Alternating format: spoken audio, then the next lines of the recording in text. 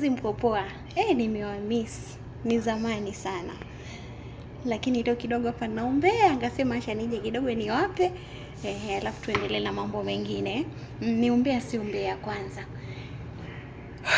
Jeni kwanza nishushe pumzi. Maana sikuwa kuchoka huko. Umbea wa moto.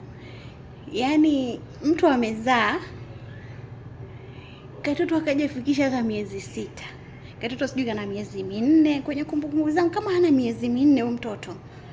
Hapo kwenye miezi 4 mama mtu tayari ndani ya club 28. Ndani ya jumba la starehe ameenda kukesha Zegede huko. Mpenzi, hebu ile hicho kitoto kwanza. Bango halikimbii, bango lipo na litakuwepo.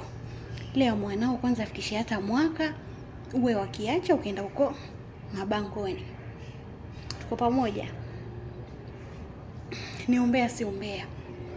Umbea leo kwanza mwingi kidogo. Mamta njoo nisaidie jamani kueleza umbea vizuri. Aya. Asa mimi hicho kitoto nataka kizalio ilikuwa chafichwa sura. Ikatwa ngoja face reveal. Juzi face reveal ikafanyika.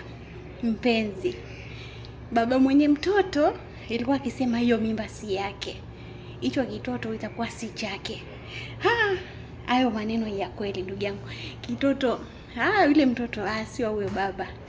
Sio huyo baba, huyo mtoto mtafutieni baba yake jamani. Ni umbea si umbea. Mamta karibu mpenzi. Ni umbea si umbea. Huyo mtoto huyo si babake. Mimi wanaisubiri sana hiyo sura. Huyo si babake jamani. Dada mkubwa kama dada mkubwa, mleta umbea, niko tayari kutoa pesa DNA, mtoto akapimwe, tujue kweli mtoto ni wa huyo mtu wetu ama si wake. Ni umbea si umbea. Lakini huyo mtoto sio huyo baba. Usijizime data msichana. Huyo mtoto si wake. Wewe uliona tu huyo mwanaume mpole mpole, ukaja sasa hapo ndo kwa kubamiza. Lakini huyo hapana kwa kweli. Ama mpea mwenzangu mama mtasemaje?